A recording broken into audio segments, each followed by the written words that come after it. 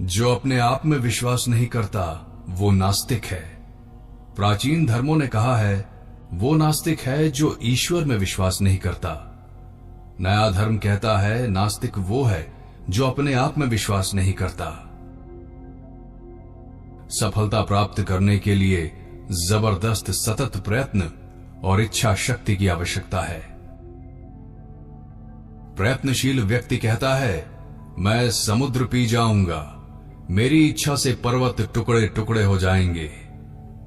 इस प्रकार की शक्ति और इच्छा रखो, कड़ा परिश्रम करो, तुम अपने उद्देश्य को निश्चित पाओगे। विश्वास, विश्वास, अपने आप पे विश्वास, ईश्वर पे विश्वास, यही महानता का रहस्य है। यदि तुम पुराण के 33 करोड़ देवी देवताओं और विदेशियों द्वारा बतलाए हुए सब देवताओं में भी विश्वास करते हो, पर यदि अपने में विश्वास नहीं करते तो तुम्हारी मुक्ति नहीं हो सकती। स्वयं पे विश्वास रखो, उस पर स्थिर रहो और शक्तिशाली बनो। ये एक बड़ी सच्चाई है। शक्ति ही जीवन है और कमजोरी मृत्यु। शक्ति परम सुख है, अजर अमर जीवन है। कमजोरी कभी न हटने वाला बोझ और यंत्रणा है। संसार को बस कुछ 100 साहसी स्त्री पुरुषों की आवश्यकता है। उस साहस का अभ्यास करो जिसमें सच्चाई जानने की हिम्मत है, जिसमें जीवन के सत्य को बतलाने की हिम्मत है, जो मृत्यु से नहीं कांपता, मृत्यु का स्वागत करता है और मनुष्य को बतलाता है कि वो अमर आत्मा है। समस्त विश्व में कोई उसका हनन नहीं कर सकता। तब तुम आजाद हो जाओगे। कर्म करना बहुत अच्छा है, पर वो विचारों से आता है। इसलिए अपने मस्तिष्क को उच्च विचारों और उच्चतम आदर्शों से भर लो। उन्हें रात दिन अपने सामने रखो। उन्हीं में से महान कार्यों का जन्म होगा। असफलता की चिंता मत करो, वे बिल्कुल स्वाभाविक हैं। वे असफलताएं जीवन का सौंदर्य हैं। उनके बिना जीवन क्या होता? जीवन में यदि संघर्ष ना रहे तो जीवित रहना ही व्यर्थ है। इसी संघर्ष में है जीवन का काव्य। संघर्ष और त्रुटियों की परवाह मत करो। असफलताओं पर ध्यान मत दो, ये छोटी छोटी फिसलने हैं। आदर्श को सामने रखकर 1000 बार आगे बढ़ने का प्रयत्न करो। यदि तुम 1000 बार भी असफल होते हो तो एक बार फिर प्रयत्न करो। संसार की क्रूरता और पापों की बात मत करो। इसी बात पर खेद करो कि तुम अभी भी क्रूरता देखने को विवश हो। इसी का तुमको दुख होना चाहिए कि तुम सब ओर केवल पाप देखने के लिए बाध्य हो। यदि तुम संसार की सहायता करना आवश्यक समझते हो तो उसकी निंदा मत करो, उसे और अधिक कमजोर मत बनाओ। पाप, दुख आदि सब क्या है? कुछ भी नहीं, वे कमजोरी के ही परिणाम हैं। इस प्रकार के उपदेशों से संसार दिन प्रतिदिन अधिकाधिक कमजोर बनाया जा रहा है। बचपन से ही उनके मस्तिष्क में निश्चित, दृढ़ और सहायक विचारों को प्रवेश करने दो। विश्व की समस्त शक्तियां हमारी हैं। हमने अपने हाथ अपनी आंखों पर रख लिए हैं और चिल्लाते हैं कि सब ओर अंधेरा है। जान लो कि हमारे चारों ओर अंधेरा नहीं है। अपने हाथ अलग करो, तुम्हें प्रकाश दिखाई देने लगेगा जो पहले भी था। अंधेरा कभी नहीं था, कमजोरी कभी नहीं थी।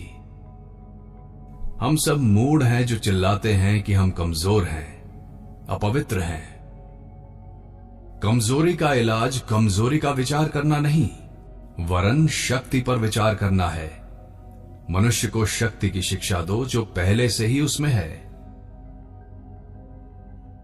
हम देखते हैं कि एक तथा दूसरे व्यक्ति के बीच अंतर होने का कारण उसका अपने आप में विश्वास होना और न होना ही है। अपने आप में विश्वास होने से सब कुछ हो सकता है।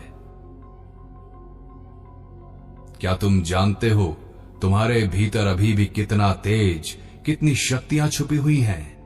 क्या कोई वैज्ञानिक भी इन्हें जान सका है? मनुष्य का जन्म हुए लाखों वर्ष हो गए, पर अभी तक उसकी असीम शक्ति का केवल एक अत्यंत क्षुद्र भाग ही अभिव्यक्त हुआ है। इसलिए तुम्हें यह नहीं कहना चाहिए कि तुम शक्तिहीन हो। तुम क्या जानो कि ऊपर दिखाई देने वाले पतन की ओट में शक्ति की कितनी संभावनाएं हैं। जो शक्ति तुम में है उसके बहुत ही कम भाग को तुम जानते हो। तुम्हारे पीछे अनंत शक्ति और शांति का सागर है।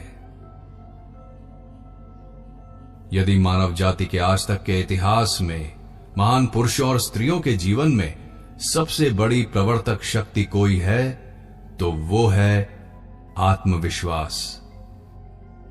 जन्म से ही ये विश्वास रहने के कारण कि वे महान होने के लिए पैदा हुए हैं, वे महान बने। उपनिषदों में यदि एक ऐसा शब्द है जो वज्र वेग से अज्ञान राशि के ऊपर पतित होता है, उसे बिल्कुल उड़ा देता है, तो वो है अभी ही, यानी निर्भयता। संसार को यदि किसी एक धर्म की शिक्षा देनी चाहिए तो वो है निर्भीकता। ये सत्य है कि इस ऐहिक जगत में अथवा आध्यात्मिक जगत में भय ही पतन तथा पाप का कारण है।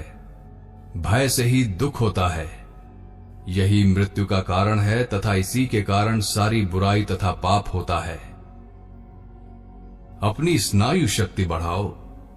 हम लोहे की मांसपेशियां और फौलाद के स्नायु चाहते हैं। हम बहुत रो चुके, अब और अधिक ना रो, बल्कि अपने पैरों पर खड़े हो जाओ और मनुष्य बनो। सबसे पहले हमारे युवाओं को मजबूत बनना चाहिए। धर्म इसके बाद की वस्तु है। मेरे तरुण मित्रों, शक्तिशाली बनो। मेरी तुम्हें यही सलाह है। अपने शरीर में शक्तिशाली रक्त प्रवाहित होने पर श्री कृष्ण के तेजस्वी गुणों और उनकी अपार शक्ति को अधिक समझ सकोगे। जब तुम्हारा शरीर मजबूती से तुम्हारे पैरों पर खड़ा रहेगा और तुम अपने को मनुष्य अनुभव करोगे, तब तुम उपनिषद और आत्मा की महानता को अधिक अच्छे से समझ सकोगे। इच्छा शक्ति ही सबसे अधिक बलवती है। इसके सामने हर एक वस्तु झुक जाती है, क्योंकि वो ईश्वर और स्वयं ईश्वर से ही आती है।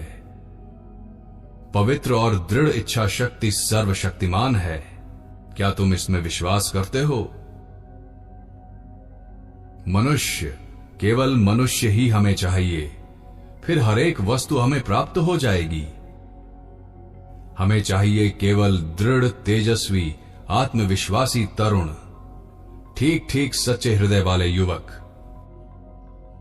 यदि ऐसे 100 व्यक्ति भी मिल जाएं, तो संसार आंदोलित हो उठेगा। उसमें विशाल परिवर्तन हो जाएगा। समस्त संसार हमारी मातृभूमि का महान ऋणी है।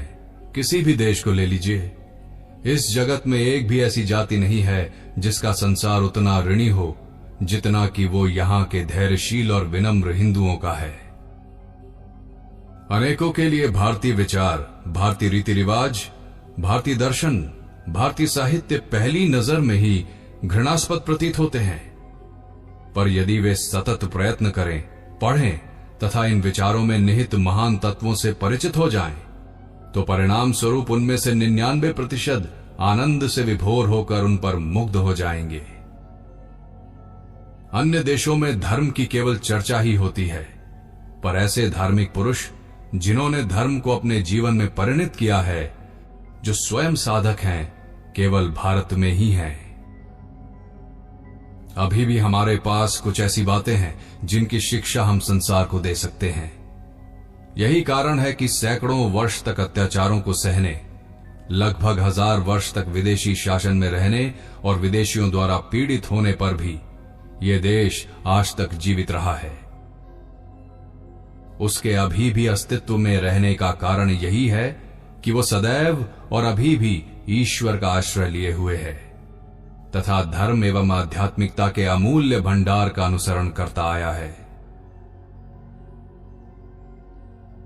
हमारे अहंकारी रईस पूर्वज हमारे देश की सर्वसाधारण जनता को अपने पैरों से तब तक कुचलते रहे जब तक कि वे निस्सहाय नहीं हो गए, जब तक कि वे बेचारे गरीब प्रायः ये तक भूल नहीं गए कि वे मनुष्य हैं।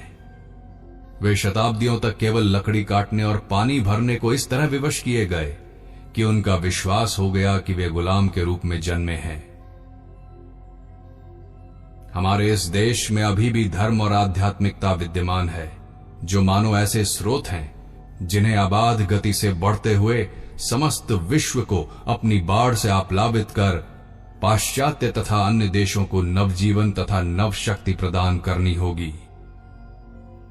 ध्यान रहे, यदि तुम इस आध्यात्मिकता का त्याग कर दोगे और इसे एक ओर रखकर पश्चिम की जड़वादपूर्ण सभ्यता के पीछे दौड़ोगे, तो नतीजा ये होगा कि 3 पीढ़ियों में तुम एक मृत जाति बन जाओगे, क्योंकि इससे राष्ट्र की रीढ़ टूट जाएगी।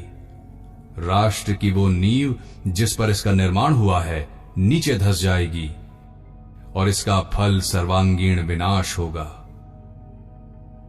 उपनिषदों का सत्य तुम्हारे समक्ष है, उन्हें स्वीकार करो, उनके अनुसार अपना जीवन बनाओ और इसी से शीघ्र ही भारत का उद्धार होगा।